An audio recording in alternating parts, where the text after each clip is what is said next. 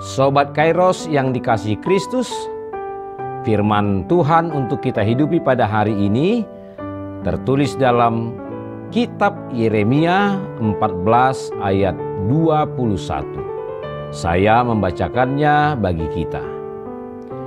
Janganlah engkau menampik kami oleh karena namamu, dan janganlah engkau menghinakan tahta kemuliaanmu. Ingatlah perjanjianmu dengan kami, janganlah membatalkannya. Demikian firman Tuhan. Sobat Kairos, pernahkah kita berhadapan dengan orang yang sedang marah besar kepada kita? Dan memang kemarahan itu adalah akibat dari sebuah kesalahan yang kita lakukan kepadanya. Mungkin dalam masa kanak-kanak kita semua pernah merasakan kemarahan orang tua kita. Kemarahan orang tua itu diakibatkan oleh kesalahan yang kita lakukan. Kita sepertinya merasakan kengerian karena harus merasakan sakitnya hukuman yang harus kita jalani dari orang tua kita.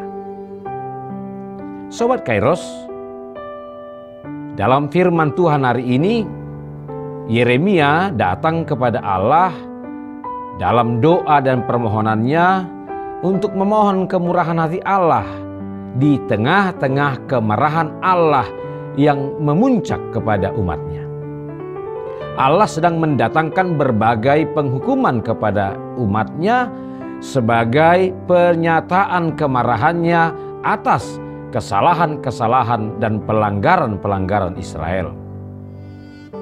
Meskipun Yeremia juga sangat benci dengan perbuatan umat Israel, tetapi sebagai nabi Allah, dia tetap datang ke hadapan Allah untuk memohon pengampunan atas dosa dan pelanggaran umatnya Israel.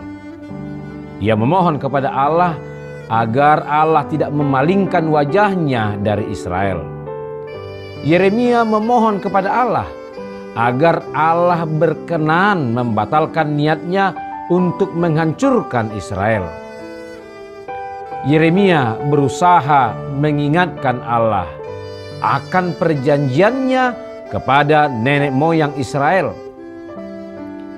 Di dalam kemarahannya itu, Allah sempat menolak doa permohonan Yeremia.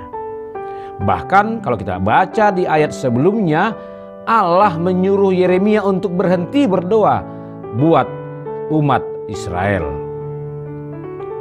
Sobat Kairos, dari pengalaman Israel pada masa Nabi Yeremia ini, kita diingatkan bahwa walau sesungguhnya Allah itu adalah Allah yang panjang sabar, tetapi janganlah kita dengan sengaja untuk membuat kesalahan-kesalahan di hadapannya.